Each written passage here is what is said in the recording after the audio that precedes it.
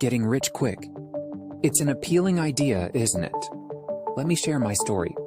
I'm on holiday with some good friends, I've got some money saved up, and I spend the majority of it on that holiday. Reckless spending, not having more money than I can afford to spend, it's a whole other story. But now I'm home with pennies in my bank account, and I've been losing my passion for my job as well. I actually needed money.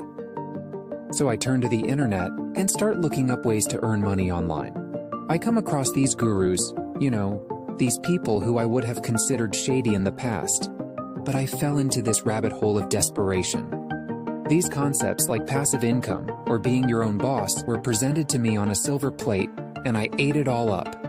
I began to hate the idea of a 9-to-5. It was like admitting to failure in life. These gurus sold me a dream of getting rich quick, dangling it in front of me like a carrot on a stick, except it was an online course teaching me how to do it.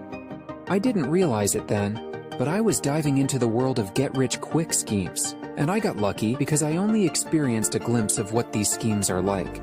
They're very sneaky, kind of like a snake. They exploit people's vulnerabilities, targeting them at the right time and in the right context. No matter how educated, intelligent, or self-aware you are, you can be lured into a get-rich-quick scheme if you are not careful. I wanted to find out why.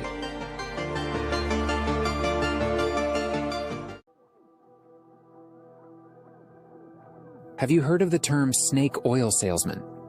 It refers to individuals who sell fake medicines or products, often making false claims about their effectiveness. One famous example is Clark Stanley, who convinced large crowds that his snake oil, supposedly derived from Chinese water snakes, could cure a wide range of ailments. It was later discovered that Stanley's rattlesnake oil contained no real snake oil at all. In 1916, when his product was examined, it was found to be worthless. Since then, the term snake oil salesman has become a part of pop culture, representing those who engage in deceptive practices to sell fraudulent products to the vulnerable. These people have been around throughout history, offering variations of the same scheme. It's the techniques, the methods of persuasion that stay the same. I believe I was drawn into the modern internet equivalent of snake oil salesmen.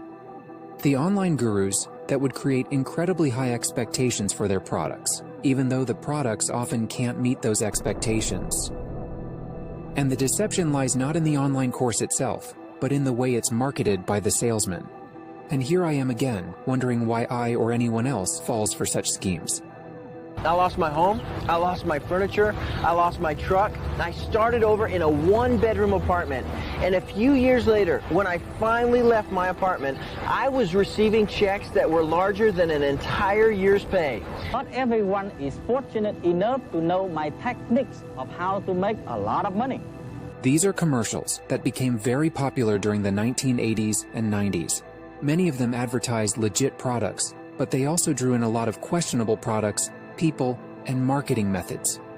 There was a flood of motivational and personal growth items, and among them were infomercials promising quick wealth. You don't need any money to start. I'll show you what to buy, what to sell, how to buy in ways people don't even think of, and ways to sell the same day you buy. I have a list of the hottest things to buy, and I have a system of selling whatever you buy right away, and you can make a fortune. And this is where we start to see familiar trends. These people make four main promises: that you can get rich, that it can happen quickly, that anyone can do it, and of course they offer a system to assist you. But the reality is that many people purchasing these programs wouldn't have been able to achieve the level of wealth promised. It's important to note the obvious fact here. These gurus profit from selling the programs themselves, not from the method they teach in the course. Keep in mind the recurring patterns, because get-rich-quick schemes promise the same things over and over again. It's not that you can't earn money through real estate or book sales. It's that the methods used to market these programs are entirely different from the actual realities of what they're promoting.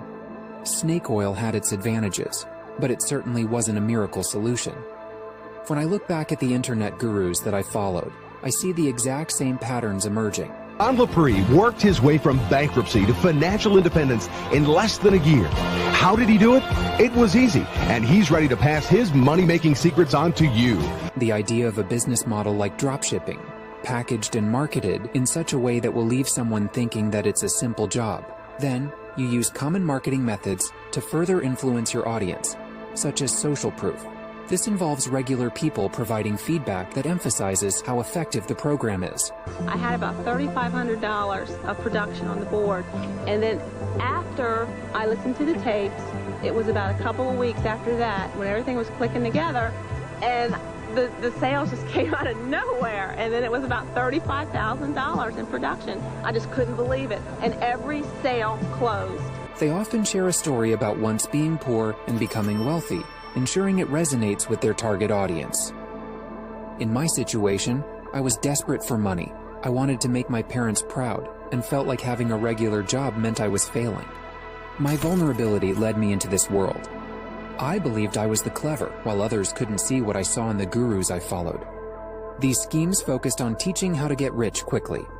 But infomercials and the gurus I encountered are just the beginning of the get-rich-quick schemes iceberg. Believe me, things get much darker from here.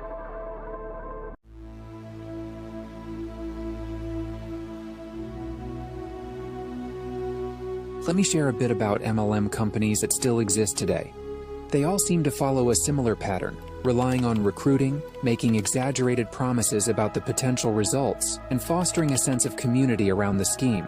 One big reason I got caught up in the influence of get-rich-quick gurus is because I completely immersed myself in that community. I read the materials they recommended, their content filled my feed, and most importantly, I was unwilling to critically evaluate what I was being sold on, until I started noticing these recurring patterns. When I realized what I had gotten myself into, I felt a lot of anger and shame. We all belong to different communities, and that's perfectly normal. But when a community tries to isolate you from outside opinions or criticisms, it's a big warning sign. In these communities, outside opinions are often dismissed as negativity or attempts to ruin dreams. And that's not normal. But let's pause for a moment, because there's a small issue with this analysis. The problem is that many of these aspects also exist in genuine products, businesses, brands, and influencers. Once you grasp the language and promises that these schemes usually make, spotting a get-rich-quick scam becomes quite easy. But sometimes it's trickier to tell. Not every person offering a course is promoting a get-rich-quick scheme. My method for telling the good from the bad starts with examining the expectations presented in the packaging. Do these expectations seem realistic? Who is the person or company behind it? Does the marketing use social proof, scarcity, or other tactics in a dishonest manner? Are they claiming to have a limited time offer when, in reality, the offer has never been changed?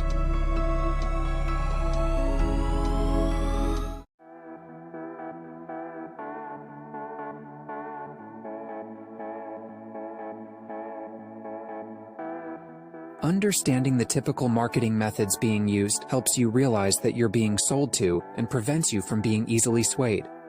There's one final piece in the puzzle to consider. The final lesson I had to grasp to break free from the world of get-rich-quick schemes is responsibility.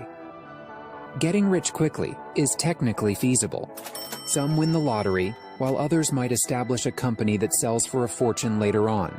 Winning the lottery is luck-based, but the latter is far from simple. If a product or service promises an easy path, that's a major red flag. Going through all of these schemes, understanding how this stuff has been around for centuries, and the susceptibility of all generations to them makes you aware of the biases in our minds. These biases can trip you up if you're not careful. Recognizing the patterns in get-rich-quick schemes was the initial step in stopping myself from going any further. However, there was one final action I needed to take. I had to stop buying into the dream and start taking action. Anything that didn't involve me daydreaming about passive income, a luxurious lifestyle, or instant wealth, but especially the notion that I could get rich effortlessly. Because entertaining such thoughts ultimately made me vulnerable to the influences I encountered. The good ending to my story is it eventually led me to start this channel. If you want to see more videos like this, hit the subscribe button. It's totally free, but I promise to bless your feed with only good content.